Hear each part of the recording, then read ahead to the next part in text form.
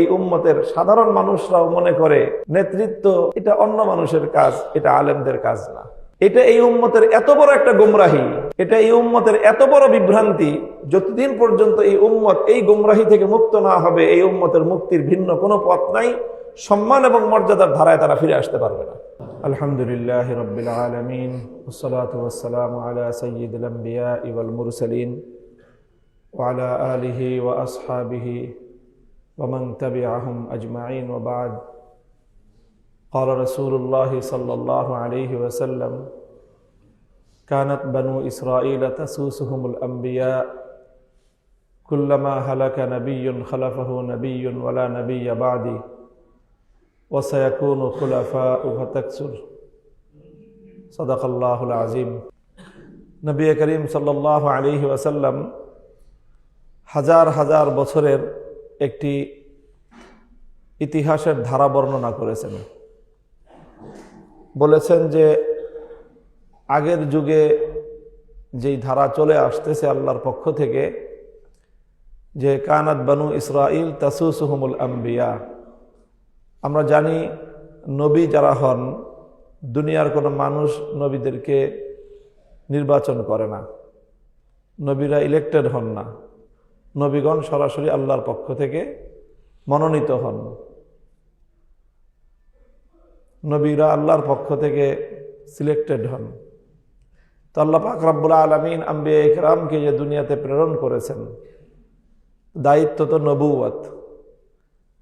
নবুয়তের অর্থ আমরা সাধারণত বুঝি যে মানুষকে দিন ধর্মের বিষয়ে নির্দেশনা দিবে, হেদায়াত দিবে, গাইডলাইন দিবে। দিন ধর্ম বলতে আমরা সাধারণত আমাদের সমাজে একটা ধারণা প্রচলিত হয়ে গেছে যে দিন ধর্ম মানে হলো ইবাদত বন্দেগী, আর এর আগে হলো আকীদা বিশ্বাস। আকীদা বিশ্বাস আর ইবাদত বন্দেগী এটাকেই মানুষ দিন ধর্ম মনে করি।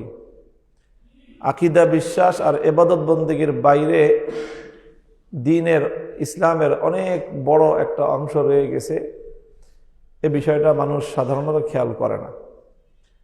নবী করিম সাল্লাল্লাহু আলাইহি ওয়াসাল্লাম এই হাদিসে উল্লেখ করেন যে হাজার হাজার বছর ধরে আল্লাহর পক্ষ থেকে ধারাটা হলো এমন যে যিনি নবী হতেন, যাকে আল্লাহ নবুয়ত দিতেন, একই সাথে তিনি তাসুসুহুম, তাসুসু এই শব্দটা আরবি ভাষার, এই শব্দের যদি আমরা ব্যাখ্যা করতে যাই তাহলে তার শাব্দিক অর্থ দাঁড়ায় সিয়াসাতুন শব্দ। আমরা অনেকেই শুনেছি, মাদ্রাসায় যারা কিছু পড়াশোনা করেছে তাদের তো অবশ্যই জানা আছে, এমনকি যারা একটু কোরআন হাদিস বা তাফসীর, এমনকি ইতিহাস নিয়েও পাঠ করেন, তাদের কাছেও সিয়াসাত শব্দটা অপরিচিত থাকার কথা না।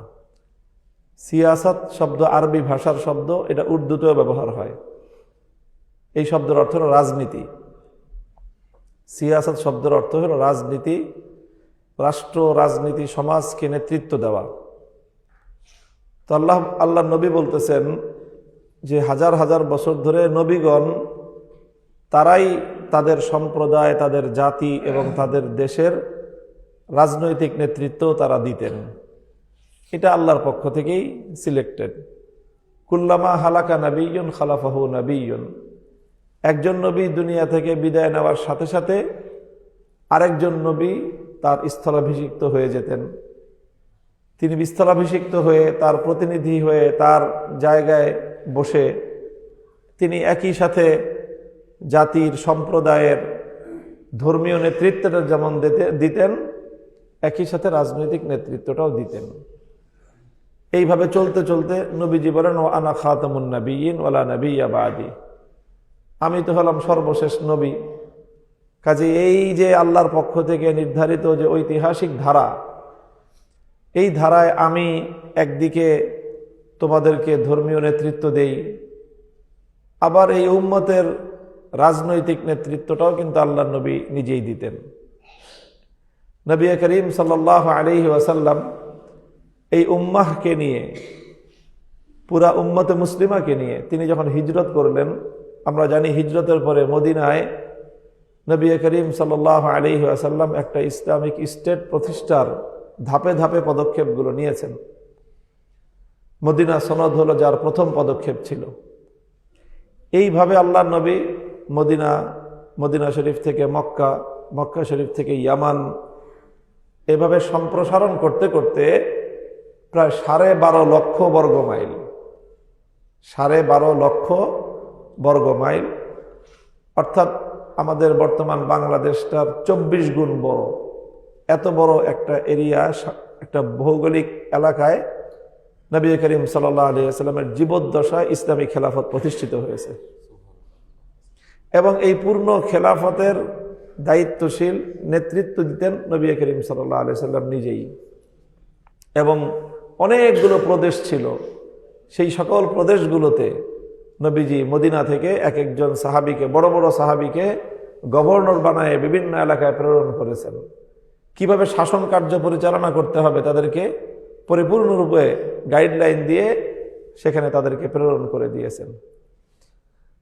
তো এখন আল্লাহর নবী তো শেষ নবী, তো এখন নবীজি যখন ইন্তেকাল করবেন, স্বাভাবিকভাবেই প্রশ্ন আসে, তাহলে এই নবীর পরে এই উম্মতের নেতৃত্ব কারা দিবেন, কিভাবে নেতৃত্ব চলবে? নবী করিম এই হাদিসের মধ্যে তার জবাব দিয়েছেন যে ওয়ালা নাবিয়্যা বাদি ওয়া সায়াকুনু খুলাফা, আমার পরে এই যে নবীদের মাধ্যমে যে নেতৃত্বটা চলতো, নবীর ধারাবাহিকতা শেষ হওয়ার পরে উম্মতের রাজনৈতিক নেতৃত্ব চলবে খেলাফতের মাধ্যমে। অর্থাৎ একজন খলিফা হবেন, তারপরে আরেকজন খলিফা হবেন, তারপরে আরেকজন খলিফা হবেন, এরকম খলিফা একের পরে এক আসতে থাকবে, তারা উম্মতের রাজনৈতিক নেতৃত্ব দিবেন। এখন খলিফা কতজন হবেন নবীজি বলে দিয়েছেন ফাতাক শুরু, খলিফা অনেক হবে, কিয়ামত পর্যন্ত এই খেলাফতের মাধ্যমেই উম্মতের রাজনৈতিক নেতৃত্বের ধারাবাহিকতা চলবে। এটা হলো নবুয়তের একটা উত্তরাধিকার। আরেক হাদিসে আল্লাহ রাসূল সাল্লাল্লাহু আলাইহি ওয়াসাল্লাম বলেছেন আল খিলাফাতু বাদি 30 আমান, আমার পরে সর্বোচ্চ মানের যেই খেলাফত সেটা হবে হলো 30 বছর, যেটা আরেক হাদিস থেকে সেটার ব্যাখ্যা পাওয়া যায় আলাইকুম বিসুন্নতি ওয়া সুন্নাতিল খুলাফাইর রাশিদিন আল মাহদিয়্যিন, যে 30 বছর এটা হলো খেলাফতের আশেদা। খেলাফতের আশেদাটা হলো আল্লাহ রসুলের পক্ষ থেকে নির্ধারিত এই উম্মতের জন্য অবশ্যই অনুকরণীয় মানদণ্ড সকল ক্ষেত্রে। খেলাফতের আশেদা মানে হলো 4 খলিফা, 4 খলিফার যুগকেই খেলাফতের আশেদা বলা হয়। হযরত আবু বকর, হযরত ওমর, হযরত ওসমান, হযরত আলী রাদিয়াল্লাহু আনহুম, এই 4 খলিফার যুগটাকেই বলা হয় খেলাফতের আশেদা। এই খেলাফতের আশেদার যেই স্ট্যান্ডার্ড, এটাই হলো উম্মতের কাছে ইসলামের দৃষ্টিতে আল্লাহ এবং তার রসুলের নির্ধারিত মানদণ্ডে কিয়ামত পর্যন্ত এই মুসলিম উম্মার জন্য সকল ক্ষেত্রে এবং বিশেষভাবে নেতৃত্বের ক্ষেত্রে এটা হলো সর্বোচ্চ স্ট্যান্ডার্ড, এটা হলো সর্বোচ্চ মানদণ্ড খেলাফতের আশেদা। এই জন্য আমাদেরকে যখন প্রশ্ন করা হয় যে আপনারা যে রাজনীতি করেন, রাষ্ট্র পরিচালনা করতে চান, আপনাদের রাষ্ট্রের মডেল কি, তখন আমরা নির্দ্বিধায় বলি আমাদের রাজনৈতিক মডেল একটাই, সেটা হলো খেলাফতের আশেদা। এই ব্যাপারে আমাদের কোনো দ্বিধা নাই, দ্বন্দ্ব নাই, কোনো কনফিউশন নাই। এর বাইরে আমরা অন্য কোনো কিছুকে মডেল মনে করি না। খেলাফতের আশেদার সাথে যার যতটুকু মিলবে সেটা ততটুকুই সত্য, সঠিক, আর যতটুকু অমিল থাকবে সেটাই বেঠিক, সেটাই পরিত্যাজ্য। খেলাফতের আশেদার যে মানদণ্ড, সেটাকে অ্যানালাইসিস করলে আমরা একটা বৈশিষ্ট্য পাই, সেটা হলো রাসূল সাল্লাল্লাহু আলাইহি ওয়াসাল্লামের ইন্তেকালের পরে এই উম্মতের সবচেয়ে বড় আলেম ছিলেন আবু বকর রাদিয়াল্লাহু আনহু। এটা উম্মতের ঐক্যমতের বিষয়। 1400 বছরের মধ্যে কোনো হকপন্থী ব্যক্তি এর সাথে দ্বিমত করে নাই। হযরত আবু বকরের পরে সবচেয়ে বড় আলেম ছিলেন হযরত ওমর রাদিয়াল্লাহু আনহু। হযরত ওমরের পরে এলেমের দিক থেকে হযরত ওসমান এবং হযরত আলী রাদিয়াল্লাহু আনহুম তারা দুজন সমপর্যায়ের ছিলেন। এরপরেও কোনো কোনো দিক থেকে হযরত ওসমান রাদিয়াল্লাহু তাআলা অগ্রগণ্যতা ছিল। সেই হিসাবে আমরা বলতে পারি হযরত ওমরের পরে সবচেয়ে বড় আলেম ছিলেন হযরত ওসমান রাদিয়াল্লাহু আনহু। এরপরে এই উম্মতের সবচেয়ে বড় আলেম ছিলেন হযরত আলী কাররামাল্লাহু ওয়াজহাহু। এই চার খলিফার পরে হলেন অন্যান্য সাহাবীদের মর্যাদা এলেমের দিক থেকেও। এখান থেকে আমরা একটা নেতৃত্বের, ইসলামী উম্মার জন্য, মুসলিম উম্মার জন্য নেতৃত্বের একটা ক্রাইটেরিয়া পাই, যেটা অবশ্য পালনীয়। সেটা হলো এই উম্মতের নেতৃত্বের জন্য প্রয়োজন হলো এলেম। এলেম ছাড়া এই উম্মতের, কারণ এই উম্মতের নেতৃত্ব মানেই হলো নবীর উত্তরাধিকার। এটা হাজার হাজার বছর পর্যন্ত, কত হাজার বছর ইতিহাস তো সম্পূর্ণ পাওয়া যায় না, আমরা একজাক্ট বলতে পারবো না। তবে এটা নিঃসন্দেহে যে বহু হাজার বছর পর্যন্ত পৃথিবীতে এভাবেই নেতৃত্ব চলেছে নবীদের মাধ্যমে। কাজেই কিয়ামত পর্যন্ত এই নেতৃত্বটা হলো নবীদের উত্তরাধিকার। কাজেই নবীদের উত্তরাধিকার হতে হলে, নবীদের উত্তরাধিকারী হতে হলে অপরিহার্য শর্ত হলো যে নবুয়তের সবচেয়ে বড় উত্তরাধিকার হলো এলেম। এই এলেম ছাড়া নেতৃত্ব, এটা নবীদের উত্তরাধিকারের নেতৃত্ব হতে পারে না। এই জন্য খিলাফাহ আলা মিনহাজিন নবুওয়াহ বলা হয়, যে নবুয়তের আদলে, নবুয়তের অনুকরণে যেই নেতৃত্ব, সেই নেতৃত্বটার মধ্যে অপরিহার্য একটা ক্রাইটেরিয়া, একটা বৈশিষ্ট্য, একটা গুণ হবে, এলেম থাকতে হবে। এলেম ছাড়া নেতৃত্ব মুসলিম উম্মার নেতৃত্বের কোয়ালিফাইড নেতৃত্ব হতে পারে না। মুহতারাম হাজিরিন, আপনারা এখানে অনেক সুধী মহল, ওলামে কেরাম আছেন, শিক্ষিত মহল। আমার কথা শেষ। আমি কনক্লুশনে যেই কথাটা বলতে চাই, উম্মাহকে তার কাঙ্ক্ষিত নেতৃত্বের মান থেকে বিচ্যুত করাটা, এটাই এই উম্মার বিরুদ্ধে মুসলমানদের চিরশত্রু ইহুদি খ্রিস্টানদের সম্মিলিত সবচেয়ে বড় ষড়যন্ত্র। এটা তারা 1000 বছর ষড়যন্ত্রের মাধ্যমে এই উম্মাহকে এলেম ভিত্তিক নেতৃত্ব থেকে তারা বঞ্চিত করেছে এবং এই উম্মতের সাধারণ মানুষের মন মস্তিষ্ক নানাভাবে ডাইভার্ট করে দিয়েছে। যে এখন এই উম্মতের সাধারণ মানুষরাও মনে করে নেতৃত্ব এটা অন্য মানুষের কাজ, এটা আলেমদের কাজ না।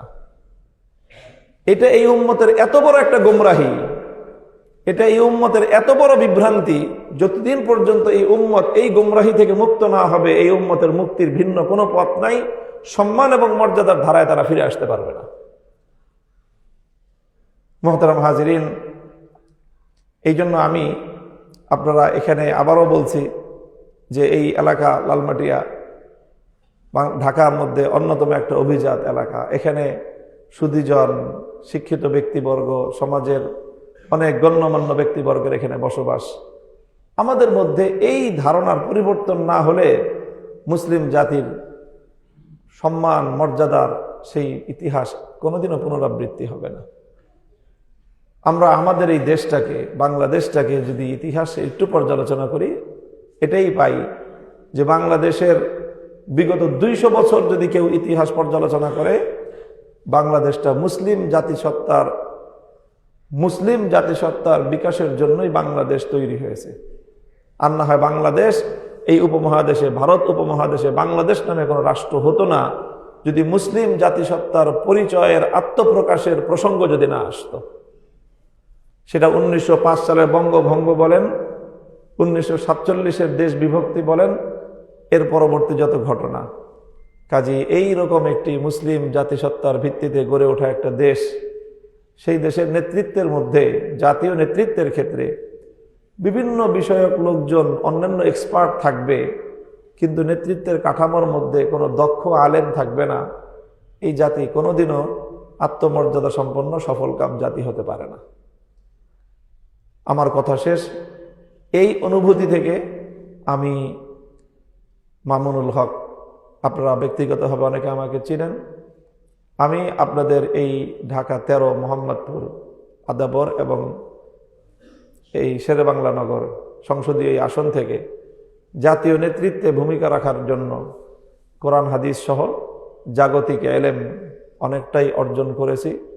নেতৃত্ব দেওয়ার জন্য নিজেকে কিছুটা প্রস্তুত করে এখন আমি জাতীয় নেতৃত্বের জন্য নিজেকে উপস্থাপন করেছি, দেশ, জাতি এবং ইসলামের মহান খেদমতের লক্ষ্য নিয়ে।